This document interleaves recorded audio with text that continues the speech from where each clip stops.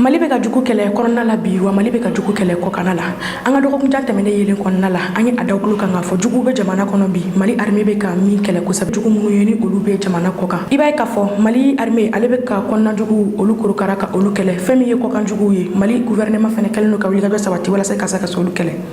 nin ye jugu ye jamanaw don minnu ni tigɛ sina u la ka yira k'a fɔ u bɛ ka banbagaciw kɔkɔrɔma don u bɛ ka banbagaciw dɛmɛ ka minɛn d'u ma walasa u bɛ se ka sina u la nin ye jamana joli ye Mali ni jamana ninnu cɛ bɛ cogo di dancɛ la coopération militaire de la ka tɛmɛ Mali ni jamana ninnu olu ni ɲɔgɔn cɛ wa ni nana ni furuke Mali ni jamana ninnu ɲɔgɔn cɛ ni jamana ninnu kɛlen ka banbagaciw kɔkɔrɔma don bi ni ka Mali armée kɛlɛ u ka intérêt ye mun ye u ka nin wale ninnu olu kɔfɛ bi an bɛna walawali kɛ aw ye o de kan foli ani tanuni o bɛ Mali News filɛbaga bɛɛ lajɛlen ye aw bisimila an ka jamukan kɛnɛ kɔnɔ yelen ale ye jamukan ye min kɔnɔna la an bɛ wuli diɲɛ fɛnma minnu bɛ yen ni o bɛ mɔgɔw dabali ban an b'olu fara ɲɔgɔn kan ka walawalali kɛ walasa faamuyali bɛ se ka sɔrɔ o la cogo min na jamukan in ale bɛ yira aw la dimanche o dimanche a b'a sɔrɔ an ka bɔlɔlɔ sira kan ni o ye Mali News TV ye YouTube sanfɛ ni jamana naani minnu bɛ yen ni a yirala k'a fɔ bi olu bɛ ka banbagaciw kɔkɔrɔma don ni ka minɛnw d'u ma ni tigɛ sini bɛ olu la bi ni prévu ye a jamana fɔlɔ o ye Mauritanie ye Mauritanie a yirala k'a fɔ ale ye jamana ye jamana min ni ale bɛ ka banbagaciw kɔkɔrɔma don walasa ka se ka Mali armée o kɛlɛ ni ye Mauritanie ale ni Mali ta k'a lajɛ frontière belebeleba bɛ nin fila olu ni ɲɔgɔn cɛ frontière min ni o bɛ taga kilo 2000 kilo 100 kilo 30 ani kilo 70 la ni ye Mali ale ni Mauritanie cɛ frontière ta k'a lajɛ a ka jan ni frontière caman ye Mali ni minnu bɛ jamana la Mali ni Mauritanie cɛ frontière ni ye a ta k'a lajɛ a ka jan ni Mali ni Côte d'Ivoire distance ye siɲɛ 4 a ka jan ni Mali ni Sénégal distance ye siɲɛ 5 o bɛ a yira k'a fɔ frontière janba don min ni Mali autorités kɛlen don ka wuli ka jɔ sabati walasa u bɛ se ka nin yɔrɔ in ale korokara cogo min na ka insécurité fanga dɔgɔya nin yɔrɔ kofɔlen in na k'a da banbagaciw olu ka wale kan ka ɲɛsin nin frontière in o ma i b'a ye k'a fɔ fɛn min ye tension diplomatique belebele o bɛ Mali ale ni Mauritanie cɛ bi kosɛbɛ barisa bi a yirala k'a fɔ Mauritanie ale bɛ ka banbagaciw olu kɔkɔrɔma don ni ka banbagaciw minɛn di olu ma walasa olu bɛ se ka Mali armée o kɛlɛ cogo min na ni ye Mauritanie ale ni Mali ta k'a lajɛ u delila ka accord caman kɛ kɛrɛnkɛrɛnnen accord militaire b'o la fɛn min ye CEMAC ye a bɛ a la fo ka na se G5 Sahel ma nka Mali autorités ye u senw bɔ ni ka u tigɛw bɔ ka taga bɔ ni accord nin na barisa ni accord in ale kun sigira sen min kama Mauritanie tɛ ka o bɔ a sira fɛ ni o ye ni frontière ninnu cɛla ka o lakana banbagacikɛla min bɛ yen ale ni lakanabaliya min bɛ nin yɔrɔ ninnu na ka o bɔ nin yɔrɔ kofɔlen na nka o ni a ta o ta Mauritanie ale tɛ ka coopérer Mali autorités ye u sen bɔ ni coopération ninnu bɛɛ lajɛlen na hakilina jiginna septembre kalo la san 2025 Mali gouvernement ye décision ta décision kɔnɔna la u ye a yira k'a fɔ fɛn min ye Mauritanie baganmaralaw ye fo ka na se u ka baganw ma a interdit u bɛɛ lajɛlen na u ka tɛmɛ ka na Mali territoire kan kɛrɛnkɛrɛnnenya fɛn min ye Nara Kayi fo ka na se Nioro Ɲafa ma u ka na se nin yɔrɔ kofɔlen na u ka na u ka baganw na dumuni ye wa u yɛrɛ ka na se nin yɔrɔ kofɔlen na ni o n'u ka bagan ye nin wale a kɛlen décision in talen o kɛra tasuma ye Mauritanienkaw olu dusukun kan kosɛbɛ fo ka n'a kɛ fɛn min ye collectif 5 ans ou plus sifinnakaw ye an fɛ yan Mali kɔnɔ olu bɔra ni ka taa tagama kɛ Mauritanie ambassade da la an fɛ yan Mali la ni o kɛra mɛ kalo tile 21 ni ka taa u ka nisɔngoya yira ka yira k'a fɔ Mauritanie a bɛ ka wale min kɛ nin ye janfan walew ye ni ka banbagaciw olu kɔkɔrɔma don barisa i n'a fɔ banbagaciw olu bɛ u labɛn Mauritanie de ni ka segin ka na attaque kɛ Mali kɔrɔn yan fan fɛ wa ni u bɛ boli u bɛ taa u furakɛ nin yɔrɔ kofɔlen in na u b'u ka formation kɛ u b'u ka entraînement kɛ wa hali u ka minɛnw o bɛɛ lajɛlen bɛ don Mauritanie nin yɔrɔ kofɔlen fɛ sifinnaka minnu filɛ nin ye ni o ye collectif 5 ans ou plus sifinnakaw ye ni olu bɔra k'u ka nisɔngoya yira Mauritanie ambassade da la an fɛ yan an ka jɛ an ko jalajɛ ɲɔgɔn fɛ ko an y'a fɔ ko Mali an ye cɛfarin jamana de an y'a fɔ an ye sunjatasiw de siran an t'o dɔn mais an bɛ mɔgɔ bonya an y'a ye kɛwalew la an bɛɛ dalen don a la fana wa hali an nana Mauritanie ambassade la an dalen don wa autorités yɛrɛ b'a dɔn k'an bɛ ka mun fɔ tiɲɛ don sabula terroristes mana na u mana tiɲɛ o tiɲɛni kɛ u bɛ taa yɔrɔ jumɛn de u bɛ don Mauritanie territoire de kan bon an peuple an y'a ye jenini minnu bɛ ka kɛ bolifɛn minnu bɛ ka jeni tiɲɛni minnu bɛ ka kɛ an peuple de bolifɛnw bɛ ka jeni o de kosɔn an ka laɲini tɛ fila ye laɲini ye kelen bolifɛn kelen mana jeni tuguni Mali territoire kɔnɔ bi kɔfɛ Mauritanie bitigi fɛn o fɛn bɛ yan a bɛ Niger cogo min na a bɛ Burkina cogo min na AES ye jamana kelen de o de fɔra bɛɛ mɔgɔw k'o don u ka da la o peuple a bitigiw fana an b'a jeni wa an b'a datugu fana ni Ala sɔnna an bɛ weleli kɛ ka se an. Je m'appelle Django Bagayogo. Je suis le doyen du collectif 5 ans ou plus. Un véhicule malien brûlé sur le tronçon mauritanien est égal à une boutique mauritanienne fermer ou brûler au Mali. Mauritanie kelen ka bamagaci ninnu kɔkɔrɔma ka olu dɛmɛ ka Mali kɛlɛ. Mauritanie ka intérêt jumɛn ni a la? Mauritanie ka intérêt belebeleba saba min ni an bɛna o da aw tulo kan. O intérêt belebeleba saba la i b'a ye k'a fɔ a intérêt fɔlɔ ye Mauritanie bɛ ka i profiter Mali ka insécurité de fɛ. Mali ka dugukolo dɔw ni o bɛ Mali kɔrɔnya fan fɛ ni o bɛ taga yɔrɔ 11 bɔɲɔngo la. A ka armée ni o ye Mauritanie nka Mali autorités ye a yira k'a fɔ Mali dugukolo kelen a tɛ to diɲɛ maa si bolo wa u bɛ a bɛɛ lajɛlen minɛ. Mali autorités sera ka nin yɔrɔ 11 bɔɲɔngo kan olu fara ɲɔgɔn kan ka o di Mali armée ma parce que u b'a dɔn k'a fɔ Mali ta de ni dugukolo ninnu ye. Mauritanie ka intérêt filanan o de ye bamagaci minnu filɛ ni u b'u ka bamagaciya wale kɛ u ka minɛ ninnu barisa i b'a ye k'a fɔ Mauritanie ale yɛrɛ jama mun bɛ bɛn o ye maa 500,000 ye. Misali la Bamakɔ bɛɛ lajɛlen faralen ɲɔgɔn kan o ka ca ni Mauritanie yɛrɛ dugu kelen mun bɛɛ lajɛlen ye. O b'a yira k'a fɔ Mauritanie ale tɛ se ka a yɛrɛ lakana wa ni Mauritanie ka budget national ta k'a lajɛ o ye CFA wari miliyari 1,866 ye. O bɛ a yira k'a fɔ moyen tɛ hali Mauritanie bolo ka a ka armée ka o financer walima k'a ka armée bila ka a ka dugukolo o lakana. O hukumu de kɔnɔna la Mauritanie ale ye i tɛgɛ di bamagaciw ma ni ka jɛ ka accord signé ni bamagaci ninnu ye walasa a bɛ se ka a yɛrɛ protéger cogo min na ni ka a ka jamana o protéger cogo min na. O accord de senfɛ Mauritanie ale bɛ sira di bamagaciw ma u b'u labɛn yen nɔ u bɛ furakɛ yen nɔ u bɛ fɛn sugu bɛɛ lajɛlen kɛ yen nɔ ni u ye attaque kɛ Mali kɔnɔ yan fan fɛ u bɛ sigi ka taa Mauritanie ka taa u furakɛ yen wa u bɛ balo yen yɔrɔ ninnu na. Mauritanie ale kɛlen don ka ni bɛnkan de kɛ ani bamagaciw cɛ walasa a bɛ se ka a yɛrɛ lakana cogo min na. Nin ye Mauritanie député muso dɔ ale ka laseliw ye an ka jɛ an ka o lamɛn ɲɔgɔn fɛ. Parce que ici en Mauritanie, les terroristes qui sont dans le Mali, le Niger et tout, c'est ici leur place pour se refaire, pour venir, pour se soigner, pour prendre des armes, pour s'entraîner. Et je ne peux pas savoir comment la France, l'Europe et l'Amérique, avec tout leur système de renseignement, ils n'ont pas encore pu savoir ça. Parce qu'il n'y a pas un jour ou deux qu'on n'entend pas qu'il y a un parmi eux qui est ici à l'hôpital militaire, qui est en train de se soigner, ou toujours les militaires qui viennent là-bas vers Nema, vers Ayoun, ils nous disent que toujours il y a des terroristes qui viennent là-bas pour s'entraîner avec eux dans les camps, pour venir se refétailler, pour prendre des armes, de nourriture et de tout. De toutes les moyens. Et la Mauritanie leur soutient. Pour que eux aussi, au retour, de leur soutenir pour leur grande, leur grand projet. La grande Dawlat al-Bidan.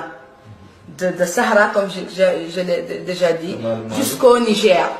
jusqu'au Mali, Niger et tout. Mauritanie kɔfɛ Algérie siga foyi t'a la Algérie ale fana kɛlen don ka i tɛgɛ di bamagaciw ma bi ale bɛ ka bamagaciw olu dɛmɛ ni ka Mali armée kɛlɛ ni Algérie ale ta k'a lajɛ ale ye dugu ye min ni Mali bɛ frontière la frontière min ni o bɛ taga kilo 1000 kilo 700 kilo 76 la Mali bɛ rébellion kɛlɛ kɔnɔna la a bɛ san caman bɔ kabini Mali a ka indépendance ta an bɛ se k'a fɔ san 10 o san 10 rébellion kɛlɛ ale bɛ wuli nka zen ta i b'a ye k'a fɔ o de juguyara barisa maa dɔw olu kɛlen don ka cɛ ka o tɛgɛ di ɲɔgɔn ma ni o ye bamagaci jɛkuluw ye fɛn min ye jeune maaw ye ni olu kɛlen don ka u dogo dina de kɔfɛ ni ka u ka ni bamagaciya wale ninnu kɛ ka Mali armée kɛlɛ o kɔfɛ rebelle minnu ni olu bɛ Mali kɔrɔnya fan fɛ kɛrɛnkɛrɛnnenya Kidali yan fan ninnu fɛ olu ta ye dugukolo kɛlɛ ni o ye u ka Azawad ko kuma min bɛ u da ka u yɛrɛ tɔgɔla dugu o kɛlen ni yɔrɔ ko fɛ na ni u bɛ a fɔ ma ko Azawad jeune bamagaci minnu ni olu filɛ nin ye olu bɛ fɛ ka Mali jagoya yɛlɛma ka kɛ république islamique de min ni u tɛ ka se ka o ɲɛ sɔrɔ nka ni ni bamagaci jɛkulu ninnu bɛ ta k'a lajɛ fɛn min ye jeune min ye ale ni rebelle minnu ni olu bɛ Mali kɔrɔnya fan fɛ bi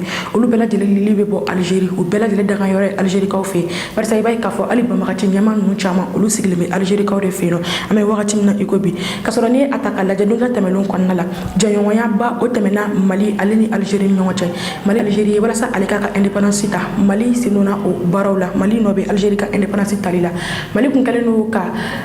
a tɛgɛ fila fa Algérie la kosɛbɛ a kun kɛlen don k'a ka danaya d'a kan barisa an t'a dɔn k'a fɔ ko Algérie ale bɛ se ka an janfa kɛrɛnkɛrɛnnenya la i b'a ye k'a fɔ hali Mali kɔrɔnya fan fɛ kɛlɛ minnu ni olu kun bɛ kɛ Algérie ale da kun bɛ don hali Mali ka kɛlɛbanw olu kuma la ni bamagaciw ni ɲɔgɔn cɛ Mali ni Algérie ye accord caman fana o signé don tɛmɛnlenw kɔnɔna la accord laban min ni o yɛrɛ signé na o ye kun ye accord d'Alger min signé na juin kalo tile 20 san 2015 kɔnɔna la wagati min na Ibrahim Boubacar Keita ale bɛ fanga la wagati min na Ibrahim Boubacar Keita ale ka fanga o dafirila an ka autorité kuraw fɛ kɛrɛnkɛrɛnnenya fɛn min ye Sukali Kokala Mayiga ye ale a yira k'a fɔ ko accord d'Alger min ni o filɛ nin ye accord in ko ni Mali ye a bɔ a sira fɛ i n'a fɔ a kan ka kɛ cogo min na ko a da man di Mali état la o la ko accord in ko ka ale lajɛ ɲɛma dɔ na ni ka appliquer ni kekuya ye Sukali Kokala Mayiga ale ni kuma olu fɔ accord min filɛ nin ye accord in tun bɛ bɛn kuma o de fɔ kɛrɛnkɛrɛnnenya Mali ale ni banbagaci minnu bɛ kɔrɔnya fan fɛ accord in Algérie da tun bɛ don o kuma la ni ka bɛn kuma de kɛ Mali ni banbagaci ninnu olu ni ɲɔgɔn cɛ nka Algérie a yirala k'a fɔ ale bɛ ka banbagaci olu kɔkɔrɔma dɔ bi ni a ye Mali janfa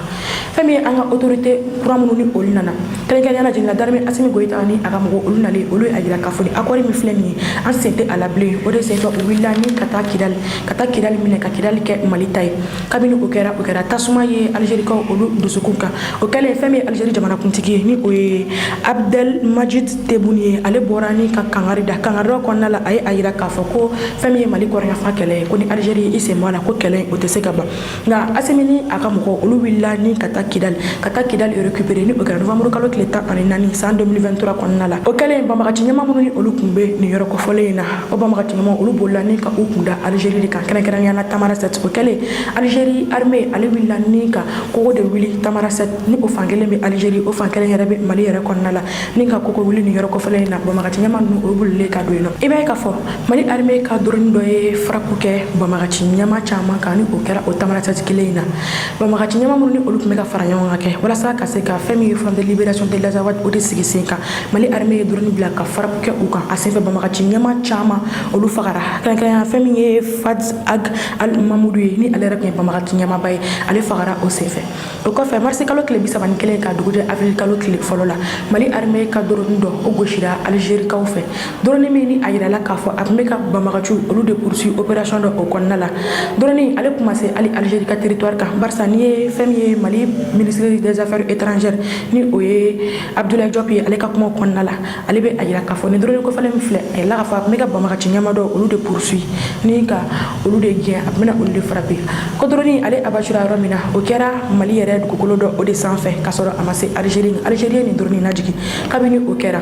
Mali ye a ɲini a ka ambassadeur min bɛ Algérikaw fɛ ka o labɔ Algérie fana ye a ka ambassadeur o wele ka bɔ Mali kɔnɔna la o kɛra sababuya ye AES jamana bɛɛ lajɛlen y'u ka ambassadeur olu wele ka bɔ Algérikaw fɛ yen nɔ nka kɔsa in na fɛn min ye Niger ye ale relation diplomatique o kurakuraya ani Algérie o ni ɲɔgɔn cɛ tile fila in na Abdoulaye Diop a ye nin laseli min kɛ a kɛra Mali kura tasira 3 o sanfɛ ORTM sanfɛ an ka jɛ an k'o ja kunkurunin ɲɔgɔn fɛ an ka minɛn min latiɲɛna n'o ye drone ye an ka lakanani minɛn de don lakanani minɛn in a tɛ ɲɛsila Algérie ma a ma don Algérie territoire kɔnɔ a gosira yɔrɔ min a kɛra kilo 10 ɲɔgɔn Mali territoire kan ka taa Algérie frontière fan fɛ kilo 10 a ɲamaɲama ninnu fana yera Mali de kɔnɔ donc a gosilen an ka service ɲɛmaw ye Algérie ɲɛmaw wele k'a f'u ye sisan a y'an ka drone gosi an bɛ tile 3 d'aw ma aw k'a fɔ an ye aw kana preuve d'an ma ko an ka drone donna aw fɛ yen de k'aw y'a gosi yen nɔ fo an bɛ sigida min kan bi ne yɛrɛ Algérie ambassadeur de so hali communiqué kɔfɛ a ko ko ka wagati d'u ma halisa hali bi an ma jaabi sɔrɔ a la donc an bɛ k'o jaabi kɔnɔ pour que k'a dɔn min kɛra mais min yɛrɛ bɛ mɔgɔ la yilan a ko la o ye drone nin tun bɛ mun de baara la ne tɛ sɔrɔsi ye mais jagoya don n ka détails d'aw ma kunnafoni de tun b'u bolo ko jatigɛwale mɔgɔ ninnu tun bɛ ɲɔgɔn ɲɛ dɔ la yɔrɔ dɔ la drone wulila k'a bɛ t'olu de gosi Algérie nana bana minɛ n'olu de ni ɲɔgɔn cɛ n'o kɛra anw bɛ hami wa an tɛ hami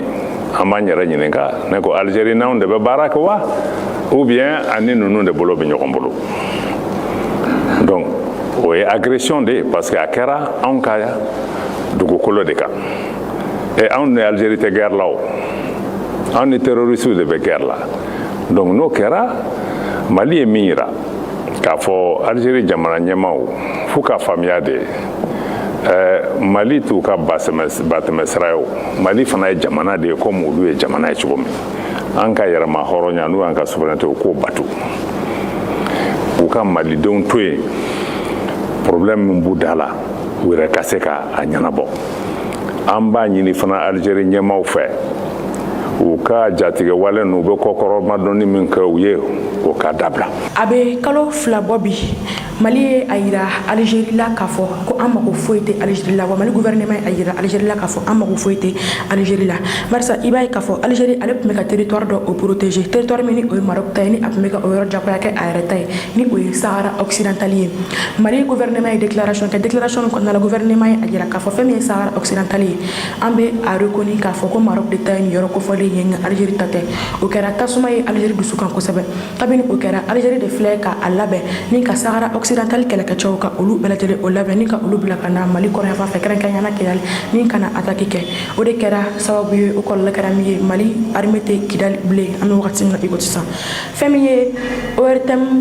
directeur min ni o bɛ Kidalikaw fɛ ni ale tɔgɔ ye Sidi El Redi Ag Albaka ye ORTM maaw ye ale ka interview ta interview min kɔnɔna la a bɛ a yira k'a fɔ fɛn min ye Sahara occidental kɛlɛkɛcɛw ye olu tun bɛ nin kɛlɛ in na min kɛra sababu ye Mali armée o tɛ Kidali bilen ni ye Algérie ka baaraw de k'a ta ka a ɲɛsin Mali ma nka Algérie ka intérêt jumɛn de bɛ nin wale ninnu na a kɛlen ka banbagaci olu kɔkɔrɔma don Algérie ka intérêt fɔlɔ o de ye Algérie ale bɛ fɛ ka fɛn bɛɛ lajɛlen o contrôler Sahara jamanaw kɔnɔna la ko ni o bɛ kɛ Sahara jamanaw kɔnɔna la o ka tɛmɛ ale ka bolo fɛ ale da ka don o kumaw la ale da ka don hali o décision o bɛɛ lajɛlen tali la ni an b'a fɔ o ma ko influence géopolitique Algérie ale bɛ fɛ ka a ka puissance o de yira Sahel jamanaw kɔnɔna la o la a bɛ fɛ fɛn fɛn décision fɛn bɛ ta ka o bɛɛ lajɛlen tɛmɛ ale ka bolo fɛ o bɛɛ lajɛlen ka tɛmɛ ale da ka don o la a bɛ fɛ ka ka puissance de yira ni an b'a fɔ o ma ko géopolitique o kɔfɛ fɛn min ye Algérie ka intérêt filanan o de ye a yirala k'a fɔ dugu jukɔrɔ nafolo caman o bɛ Mali kɔrɔ yan fan fɛ o la ni Algérie n'ale sera ka banbagaciw olu kɔkɔrɔma don sisan ni kana o ɲɛ sɔrɔ barisa Mali autorité kɛlen don ka wuli ka jɔ sigi sen kan Mali dugukolo kelen a tɛ di mɔgɔ si ma n'an an bɔra Algérie an bɛ taga Faransi ale ye jamana naaninan ye jamana min tigɛ sinna ale la k'a yira k'a fɔ ale bɛ ka banbagaciw dɛmɛ bi wa a bɛ ka banbagaciw kɔkɔrɔma don walasa ka se ka Mali kɛlɛ n'i ye Faransi ta k'a lajɛ ale ni Mali tɛ ɲɔgɔn sɔrɔ frontière la barisa Faransi ale bɛ Europe Mali ale bɛ Afrique nka o ni a taw ta Faransi ale ni Mali ka surun ka tɛmɛ jamana caman kan n'i ye a ta k'a lajɛ yanni Mali k'a ka indépendance ta Mali a ka indépendance o sɔrɔ Faransi de bolo o wɔlɔsɛbɛ o bɔra Faransi de bolo indépendance min ni o taara papier de kan barisa a ma waleya kabini an ka autoritéw ɲɛna olu ye a yira k'a fɔ fɛn min ye ni indépendance min ni a bɛ papier kan olu bɛ a bɛ papier kan ni ka indépendance kɛ kɛwale ye ni o ye u bɛ fɛ Mali ka a ka souveraineté o retrouver a yɛrɛ ye o de kɛra furukufuruku ye Mali ale ni Faransi ni ɲɔgɔn cɛ bi donda tɛmɛnenw kɔnɔna la fɛnɛ Mali ni Faransi ye coopération militaire caman kɛ barisa fɛn min ye Faransi militaire ye ni ali barikanu b'o la olu tun bɛ yan walasa ka se ka Mali armée o dɛmɛ ka banbagacikɛlaw olu kɛ a ma dogo mɔgɔ si la k'a yira k'a fɔ attaque laban min ni o kɛra Faransi yɛrɛ ye a yira k'a fɔ ale ye banbagaciw olu dɛmɛ nka k'ale ye banbagaci minnu ni olu bɛ kɔrɔn yan fan fɛ ale ye olu de dɛmɛ nka ale ma jarisiw dɛmɛ barisa k'ale da tɛ jarisi ko la o bɛ a yira k'a fɔ prévu bɛ Faransi a yira k'a fɔ ale bɛ ka rebelle olu dɛmɛ bi ni ka segin tɛ yen nɔ Mali armée ka carte militaire d'état bɛ jamana min bolo ni Faransi tɛ Faransi ale bɛ ka i profiter o de fɛ bi ni ka banbagaciw olu kɔkɔrɔma don ni ka Mali kɛlɛ o kɔfɛ fɛn min ye an ka poste de contrôle ye fo ka taa se camp militaire armée ka camp militaire ale ni armée ka poste stratégique Faransi bɛ nin yɔrɔ ninnu bɛɛ lajɛlen na barisa bɛɛ k'a fɔ Faransi ale tun bɛ ji ta ni ka taa Mali armée sɛgɛrɛ nin yɔrɔ kofɔlen ninnu na ni ka taa ji di Mali armée ma o wagati y'a sɔrɔ fourage fanga ma bonya an fɛ yan o wagatiw la o bɛ a yira k'a fɔ Faransi ale bɛ ka banbagaciw olu kɔkɔrɔma don bi wa a bɛ ka dɛmɛ don banbagaciw ma a bɛ ka dɛmɛ d'u ma ni min ye o de ye ka Mali armée ka position stratégique d'u ma barisa ale Faransi ka satellite de bɛ yen nɔ o la satellite de bɛ ka kunnafoniyaw ta Mali armée ka poste stratégique kan ni position stratégique kan ni ka o ta ka o di banbagaciw ma ani a bɛ ka détail di banbagaciw ma kɛrɛnkɛrɛnnenya barisa Mali armée ka carte militaire olu bɛ a bolo o bɛ a yira k'a fɔ bi Faransi ale bɛ ka jugu dɛmɛ walasa ka se ka Mali kɛlɛ Faransi talen kɔ ka bɔ an fɛ yan an ka jamana kɔnɔna la san 2022 fɛn min ye Mali ministre des affaires étrangères ye ni o ye Abdoulaye Diop ye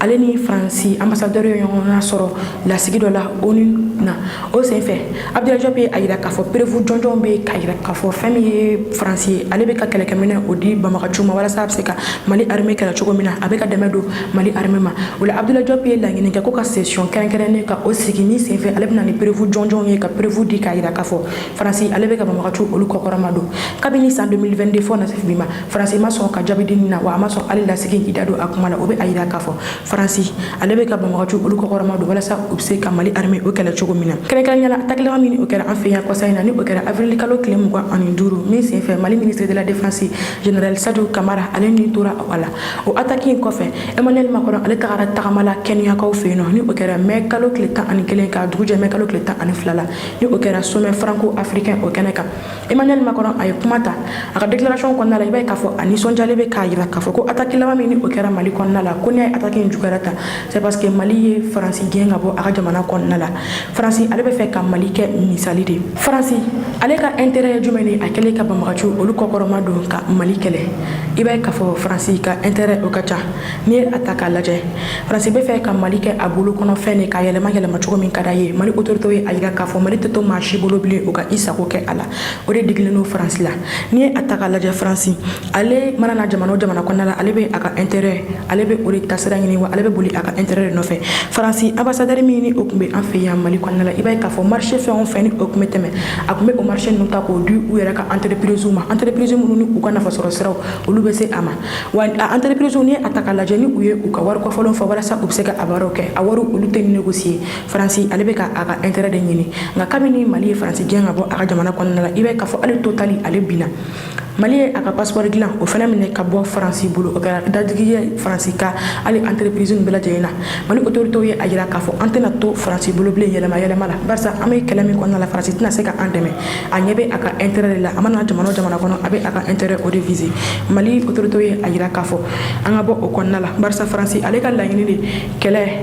a kana ban nka a ka mada ale ka bɔ bɛ o de la wa ale bɛ a ka intérêt sɔrɔ o de la Mali autorité ye a jira k'a fɔ an tɛ se ka to o kɔnɔna la bilen ale ka bɔ an ka jamana kɔnɔna la o kɛra tasumaba ye Faransi ale dusukun kan kosɛbɛ. Le gouvernement renouvelle sa demande d'avoir une réunion spécifique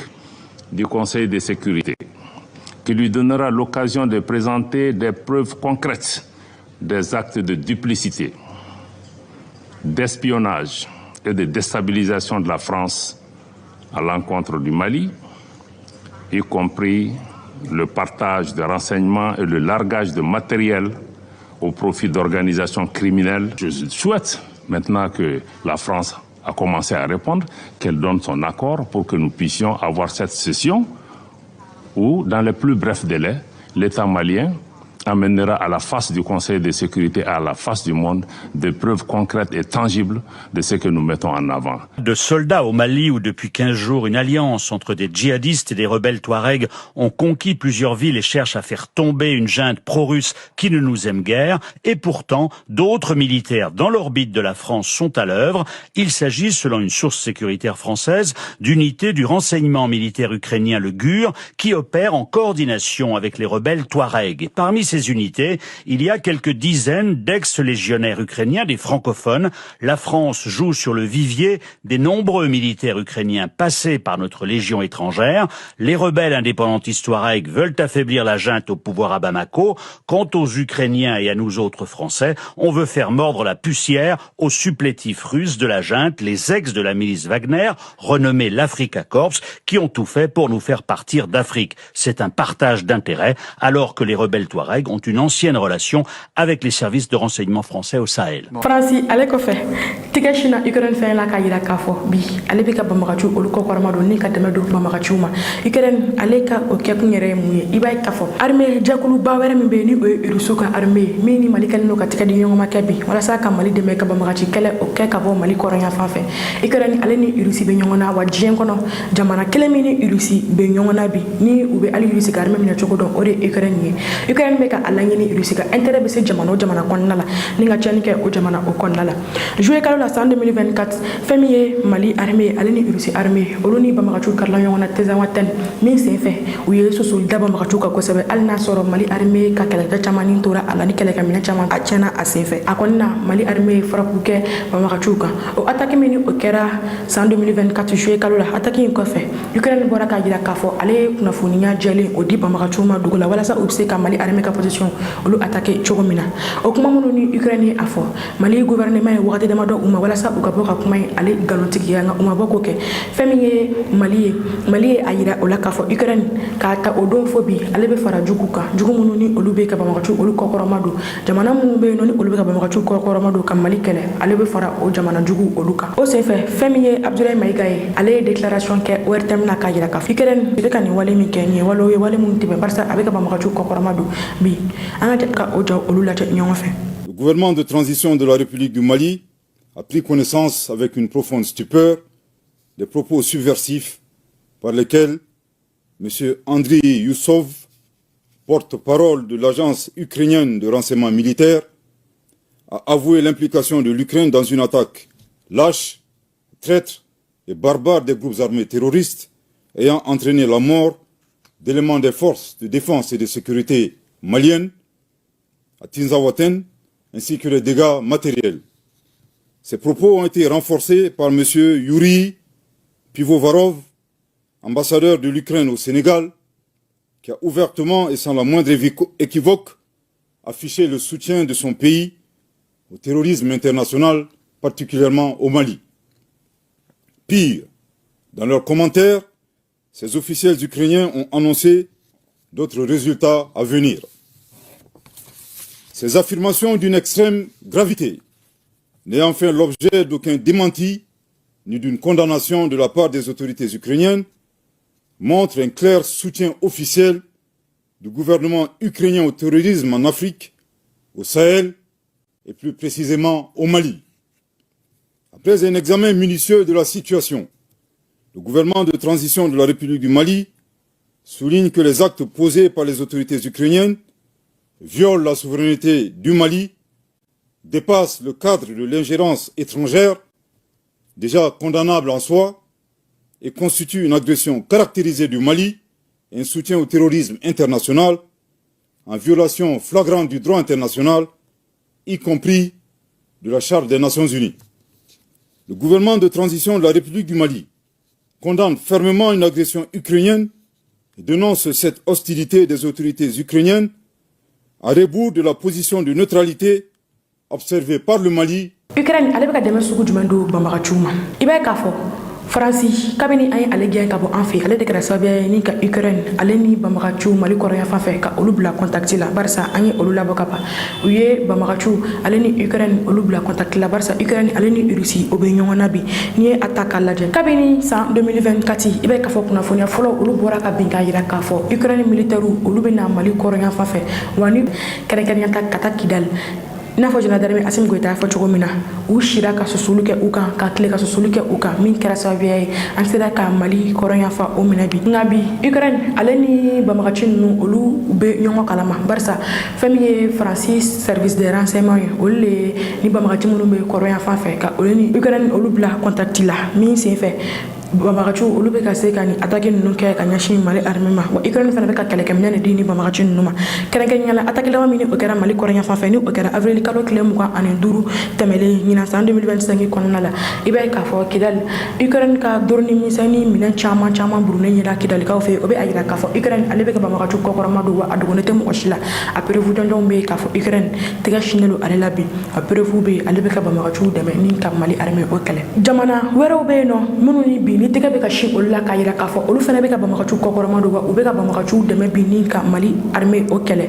nka ni jamana ba naani de bɛ yen nɔ minnu ni tɛgɛ sinna u la k'a yira k'a fɔ u bɛ ka Mali gouvernement kɛlɛ wa u bɛ ka fɛɛrɛ sugu bɛɛ ɲini ka dɛmɛ don Bamagacu ma walasa Bamagacu bɛ se ka Mali armée o kɛlɛ cogo min na o jamana o dɔ ye Qatar ye Qatar tɛgɛ bɛ ka sin ale la bi hali n'a sɔrɔ preuve jɔnjɔn tɛ yen yɛrɛ la k'a fɔ Bamagaci jɛkulu réseau caman bɛ yen nɔ Qatar ale bɛ ka olu financer diinɛ cogo la Qatar kɔfɛ fɛn min ye Arabie Saoudite ye tigɛ fɛnɛ bɛ fɛn min ye Iyad Agali ye ni ale ye jeune Bamagaci ɲɛma ye ale delila ka kɛ Mali consul de Arabie Saoudite kaw fɛ yen nɔ don dɔ tɛmɛlenw kɔnɔna la ale to o de la ni ka don Bamagaciya la ni ka Bamagaciya wale olu ta ka ɲɛsin Mali ma bi ni ne bɛ dan sigi an ka bi jamukan na an b'a fɔ aw ye aw kan bɛ wagati wɛrɛ